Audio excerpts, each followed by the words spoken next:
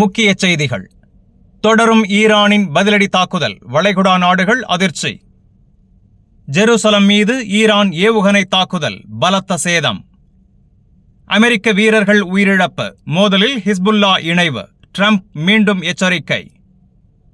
விழுந்து நொறுங்கிய அமெரிக்காவின் F-15 போர் விமானம் ஈரானால் சுட்டு வீழ்த்தப்பட்டதா? இனி செய்திகளை விரிவாக பார்க்கலாம். தொடரும் ஈரானின் பதிலடி தாக்குதல்கள், வளைகுடா நாடுகள் அதிர்ச்சி. வளைகுடா பிராந்தியத்தில் 2 நாட்களாக ஈரான் தனது பதிலடி தாக்குதலை தொடர்ந்து மேற்கொண்டு வருகிறது. அமெரிக்கா மற்றும் இஸ்ரேல் நடத்திய தாக்குதலில் ஈரானின் உச்ச தலைவர் அயாத்துல்லா அலி கொமேனி மற்றும் பல உயரதிகாரிகள் உயிரிழந்த நிலையில் அதற்கான பதிலடி நடவடிக்கையாக வளைகுடா நாடுகளில் அமெரிக்க சொத்துக்கள் குறிவைக்கப்பட்டுள்ளன. ஞாயிற்றுக்கிழமை துபாய், தோஹா, மனாமா உள்ளிட்ட நகரங்களில் பல்வேறு வெடிப்புச் சத்தங்கள் கேட்கப்பட்டது. ஐக்கிய அரபு அமீரகத்தில் நடைபெற்ற தாக்குதலில் 3 உயிரிழந்ததாக அபுதாபி பாதுகாப்புத்துறை தெரிவித்துள்ளது. உயிரிழந்தவர்கள் பாகிஸ்தான், நேபாளம் மற்றும் வங்கதேசத்தைச் சேர்ந்தவர்கள் என தகவல் வெளியாகியுள்ளது.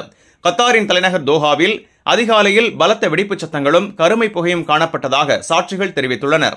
அதனைத் தொடர்ந்து துபாயிலும் மேலும் வெடிப்புகள் ஏற்பட்டன.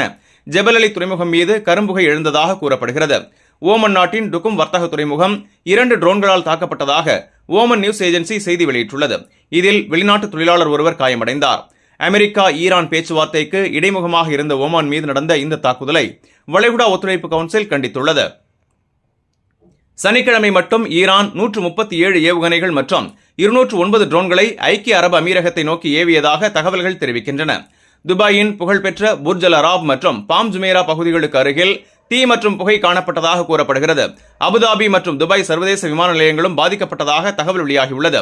இதேவேளை இஸ்ரேல் 30க்கும் மேற்பட்ட இலக்குகளை மேற்கு மற்றும் மத்திய ஈரானில் தாக்கியதாக அறிவித்துள்ளது. இந்த தாக்குதல்கள் தொடரும் எனவும் எச்சரித்துள்ளது. சனிக்கிழமை முதல் இதுவரை ஈரானில் 200க்கும் மேற்பட்டோர் உயிரிழந்துள்ளதாக தகவல்கள் தெரிவிக்கின்றன. தெற்கு நகரமான மினாவில் உள்ள சிறுமிகள் பள்ளி மீது தாக்குதல் நடத்தப்பட்டதில் பலர் பலியானதாக கூறப்படுகிறது. ஈரான் ஜனாதிபதி மசூத் பெஷிஷ்கியான் கமேனியின் கொலையை மிகப்பெரிய குற்றம் என கண்டித்துள்ளார். அமெரிக்க முன்னாள் ஜனாதிபதி டொனால்டு ட்ரம்ப் ஈரான் மேலும் தாக்கினால் இதுவரை காணாத வலிமையுடன் பதிலடி வழங்கப்படும் என எச்சரித்துள்ளார். இந்த சூழ்நிலையில் மத்திய கிழக்கு பிராந்தியம் முழுவதும் போர் பரவுமா என்ற அச்சம் அதிகரித்துள்ளது. உலக நாடுகள் அமைதிக்கான அழைப்பை விடுத்துள்ளன. ஜெருசலம் மீது ஈரான் ஏவுகணை தாக்குதல், பலத்த சேதம். இஸ்ரேலின் ஜெருசலம் நகரம் மீது ஈரான் ஏவுகணை தாக்குதல் நடத்தியதாக தகவல்கள் வெளியாகியுள்ளன. மார்ச் 1ஆம் தேதி இந்த தாக்குதல் நடைபெற்றதாக பாதுகாப்புத்துறை வட்டாரங்கள் தெரிவிக்கின்றன. ஈரானிலிருந்து ஏவப்பட்ட பல ஏவுகணைகள் இஸ்ரேல் வான்வழிக்குள் நுழைந்தவுடன் ஜெருசலம் உள்ளிட்ட மத்திய மற்றும் தெற்கு பகுதிகளில் வான்வழி எச்சரிக்கை சைரன்கள் ஒலித்தன. பாதுகாப்பு அமைப்புகள் பல ஏவுகணைகளை நடுவானில் தடுத்து அழித்ததாக இஸ்ரேல் ராணுவம் தெரிவித்துள்ளது. இருப்பினும் பல ஏவுகணைகள் தடுப்பு அமைப்புகளை தாண்டி இலக்குகளை தாக்கியதாகவும் கூறப்படுகிறது. ஜெருசலத்தின் புறநகர் பகுதிகளில் வெடிப்புச் சத்தங்கள் கேட்கப்பட்டதாக அங்குள்ள குடியிருப்பாளர்கள் தெரிவித்துள்ளனர். தாக்குதலின் விளைவாக கட்டிடங்கள் பல சேதமடைந்ததாகவும் பலர் பாதுகாப்பு தாழ்விடங்களுக்கு மாற்றப்பட்டதாகவும் தகவல் வெளியாகியுள்ளது. இந்த தாக்குதலில் உயிரிழப்புகள் குறித்து அதிகாரப்பூர்வ எண்ணிக்கை வெளியாகவில்லை என்றாலும் பலர் காயமடைந்து மருத்துவமனைகளில் அனுமதிக்கப்பட்டுள்ளனர். அவசர சேவை அணிகள் பாதிக்கப்பட்ட பகுதிகளில் மீட்புப் பணிகளை மேற்கொண்டு வருகின்றன. இந்த ஏவுகணை தாக்குதல் ஈரானின் உச்ச தலைவர் அயாத்துல்லா அலி கொமேனி கொல்லப்பட்டதாக கூறப்படும் சம்பவத்திற்கு பிந்தைய பதிலடி நடவடிக்கையின் ஒரு பகுதியாக பார்க்கப்படுகிறது. ஈரான் அமெரிக்கா மற்றும் இஸ்ரேல் மீது கடுமையான எச்சரிக்கை விடுத்திருந்தது. இதற்கிடையில் இஸ்ரேல் பாதுகாப்புத்துறை தாக்குதலுக்கு தக்க பதிலடி வழங்கப்படும் என அறிவித்துள்ளது. பிராந்தியத்தில் உள்ள நாடுகள் முழுவதும் பாதுகாப்பு எச்சரிக்கை நிலை உயர்த்தப்பட்டுள்ளது. மத்திய கிழக்கு முழுவதும் இந்த மோதல் விரிவடையும் அபாயம் இருப்பதாக சர்வதேச சமூகம் கவலை தெரிவித்துள்ளது. அமெரிக்க வீரர்கள் உயிரிழப்பு, மோதலில் ஹிஸ்புல்லா இணைவு, ட்ரம்ப் மீண்டும் எச்சரிக்கை. அமெரிக்கா மற்றும் இஸ்ரேல் இணைந்து ஈரான் மீது நடத்திய தாக்குதலுக்கு பின்னர் மத்திய கிழக்கில் பதற்றம் தீவிரமடைந்துள்ளது. இதுவரை குறைந்தது 3 அமெரிக்க ராணுவ வீரர்கள் உயிரிழந்துள்ளதாக தகவல் வெளியாகியுள்ளது. ஆனால் நூற்றுக்கணக்கான அமெரிக்க வீரர்கள் கொல்லப்பட்டதாக ஈரான் தரப்பிலிருந்து உறுதி செய்யப்படாத தகவல்கள் வெளிவருகின்றன.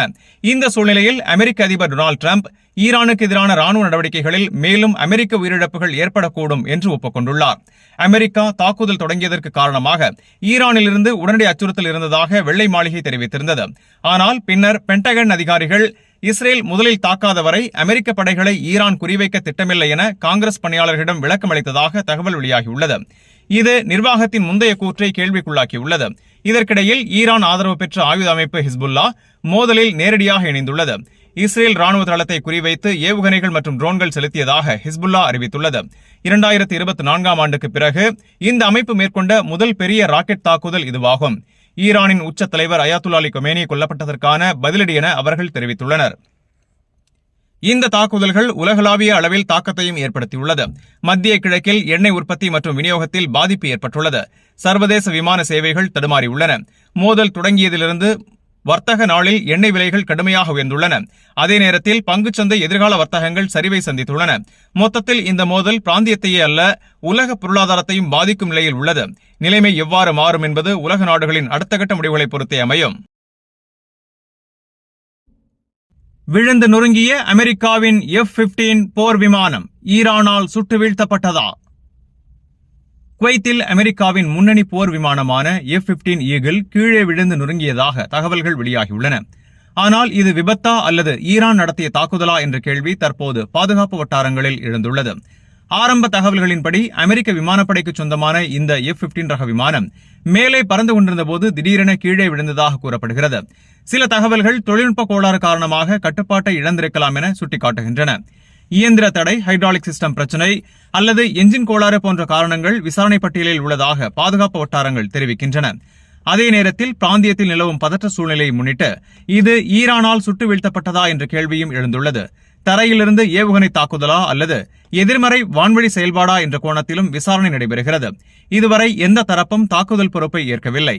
விமானி பாதுகாப்பாக வெளியேறினாரா, உயிரிழப்பு ஏற்பட்டதா என்பதற்கான அதிகாரப்பூர்வ உறுதிப்படுத்துதல் இன்னும் வெளியாகவில்லை. அமெரிக்க பாதுகாப்புத்துறை மற்றும் குவைத் அதிகாரிகள் இணைந்த சம்பவத்தின் தொழில்நுட்ப தரவுகளை ஆய்வு செய்து வருகின்றனர். மத்திய கிழக்கு பிராந்தியத்தில் அமெரிக்க ராணுவ பங்களிப்பு அதிகரித்து வரும் நிலையில் இந்த சம்பவம் இயல்பான விபத்தா அல்லது தாக்குதலா என்பது சர்வதேச கவனத்தை ஈர்த்துள்ளது. இந்த செய்தி உங்களுக்கு பயனுள்ளதா இருந்தா வீடியோவை லைக் பண்ணுங்க, உங்க கருத்தை கமெண்ட்ல பதிவு பண்ணுங்க. மேலும் வளைகுடா மற்றும் உலக செய்திகளை உடனுக்குடன் பெற Gulf 360 நியூஸ் தமிழ் சேனலை சப்ஸ்கிரைப் பண்ண மறந்துடாதீங்க.